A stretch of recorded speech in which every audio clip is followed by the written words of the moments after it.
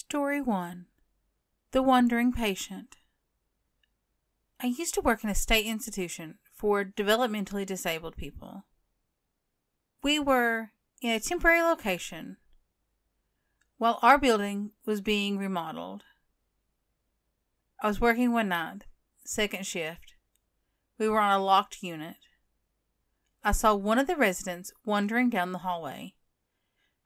He had a very distinct gait and a very distinct bright yellow shirt with a happy face on it. I went into this ward to let the staff know that they had an escapee.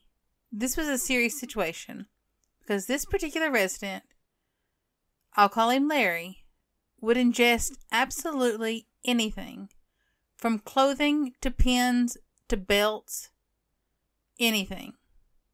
He was also very reluctant to go back to his home ward, hence why I didn't bring him back myself. He needed at least 2 escorts. When we got back into the hall, less than 15 seconds later, Larry was gone. We searched the entire building, outside, downstairs, all the wards. He was nowhere to be found. Nowhere.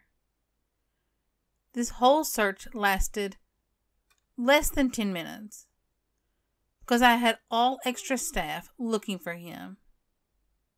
I was just about to call the house supervisor to let her know that we had lost someone when, out from the bathroom, came Larry and one of the staff members. He had been getting his bath in the bathroom for at least 30 minutes or so. Kind of freaky. I absolutely, without a doubt, saw Larry in the hallway. I never would have short-staffed the wards like I did if I hadn't saw him. Like I said, very distinctive gait, very distinctive look, very distinctive clothing. I took a lot of rising that night. They all thought I was going crazy. Come to find out, the next day, after that story goes around, Larry had an identical twin brother who had died in that building 10 years previously. Story 2. Black Cats. I was on break outside in a gazebo at the long-term care facility I was working at, sitting with a CNA.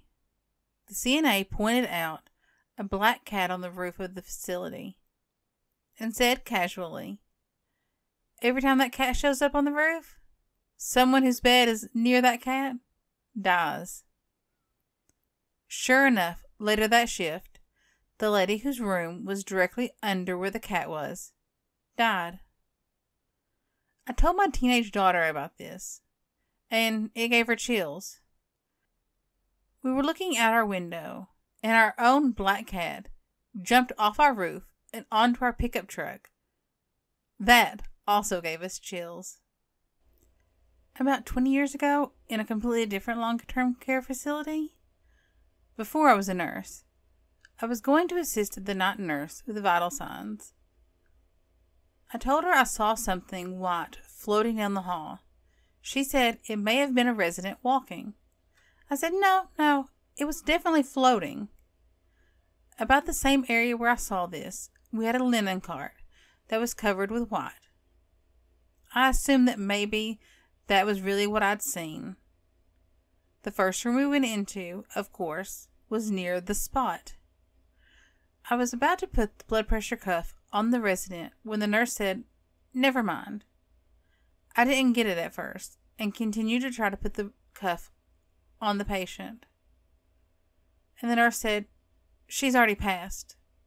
And I believe what you saw was her soul leaving." Well, being easily spooked, that job didn't last much longer. Story 3. She's watching. I went on a difficulty breathing call. We show up, and the poor patient is dead. Clearly dead. She was a lung cancer patient, and there was blood all over the bathroom. She was laying up against her toilet. My partner, straightened up all of a sudden and said, "Can you feel that? She's still here." I was like, "Well, of course she's still here. She's right there," and pointed to her body in the floor. He turns around and looks at the doorframe and says, "No, she's not left yet. She's right here watching us." I could feel the hair raise on the back of my neck, but I couldn't see anything. But of course, after someone says that, it was impossible for me to dismiss that feeling. The feeling like she was standing there watching me. Story 4.